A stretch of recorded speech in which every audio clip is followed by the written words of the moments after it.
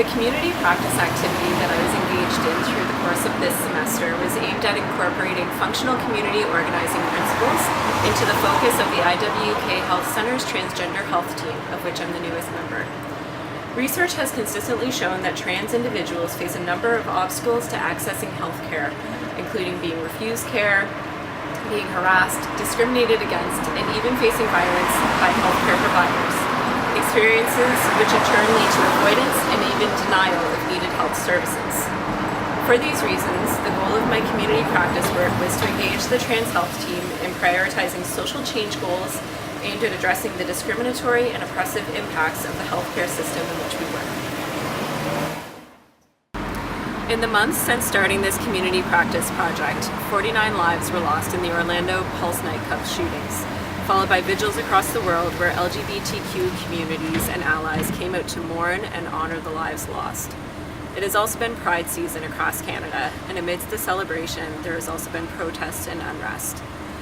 The Black Lives Matter movement's sit-in at the Toronto Pride Parade elicited much conversation across social media, bringing light to LGBTQ community members who feel left out of the celebrations each year given their ongoing experiences of oppression. Leading up to Halifax's Pride Festival, there was controversy about queer Arabs not feeling safe to participate because Tel Aviv Tourism has again been allowed to have a booth at the Pride Community Fair. The tourism group has been accused of pinkwashing, which is when governments or corporations portray LGBTQ friendliness as a way of distracting from violent and oppressive policies. The presence of Tel Aviv Tourism has been said to alienate and re-traumatize queer Arab people who've been displaced or experienced harm at the hands of the Israeli government. As a friend of mine put it in a recent Facebook post, when LGBTQ people of color tell you something and your response is to consult the community, what does that say about what you think queer community is and who you validate within it? Not only has Pride Halifax failed to listen to queer Arabs, but when we look beyond the mainstream representation of Pride, there is a history of the most marginalized members of the LGBTQ community, Black, Indigenous, and trans folks, not feeling welcome, represented, or included. These events and the resulting social media discussion over the past few months while completing this project have really highlighted the importance of an intersectional approach and have helped me to truly understand what intersectionality means and might look like. We started this course discussing differing definitions of community, and what has become apparent to me throughout this process is that we have to seek out and overtly include a community's most marginalized members.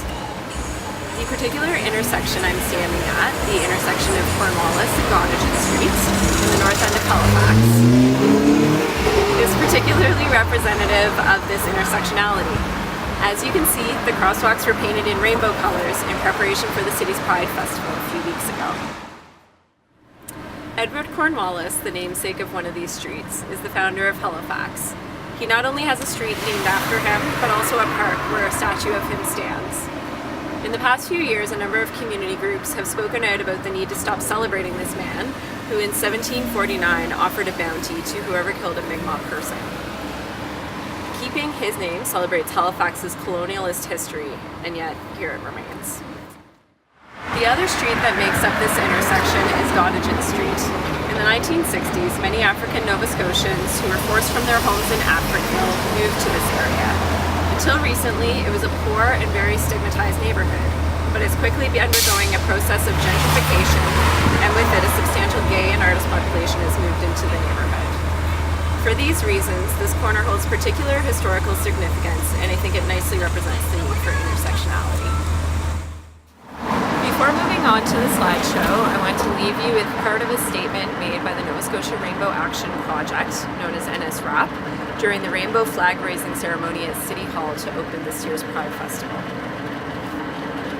NSRAP remembers our movement's roots at the Stonewall riots led by queer and trans people of color.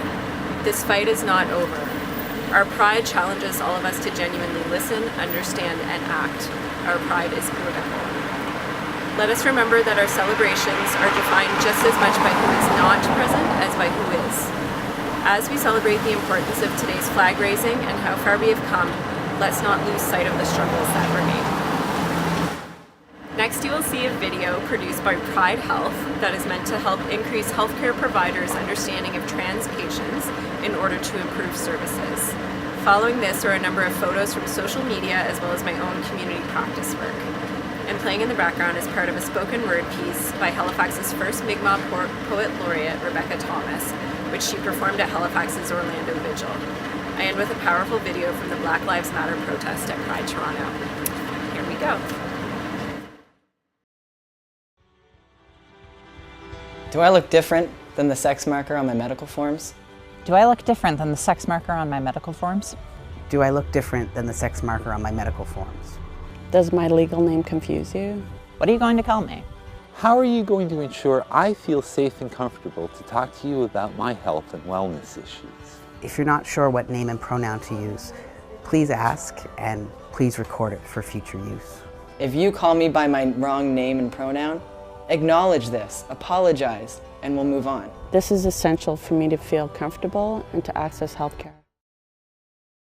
I can't do justice to the pain caused or felt. Straight insists I have the privilege of having some judgments withheld. I have no right to speak so freely about your plight. No amount of rainbow pins will give me first-hand insight of how tragedy stings to lose brothers, sisters, and others identified who chose to love openly as the sole reason they died. I have cried tears that are bitter, that aren't mine to shed. So I pledge now that I will continue to speak up instead, to honor the living and the dead, to break bread at the table of understanding, to be fully on board and to listen to your community, to learn more, to know Harvey Milk, Raymond Tovel, and Audre Lorde, to never take a break, to call out bigoted language, to be humbled and acknowledging my mistakes, to know I have no right to demand that you educate.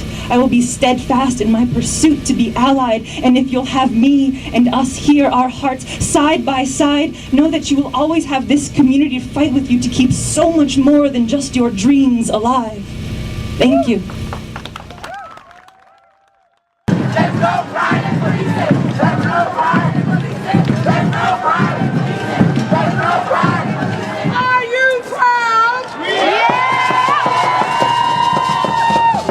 I don't think we have much to be proud about. I don't think this is a cause for celebration. When there are black people dying. When there are black trans people dying. We are constantly under attack. Our spaces are under attack. Pride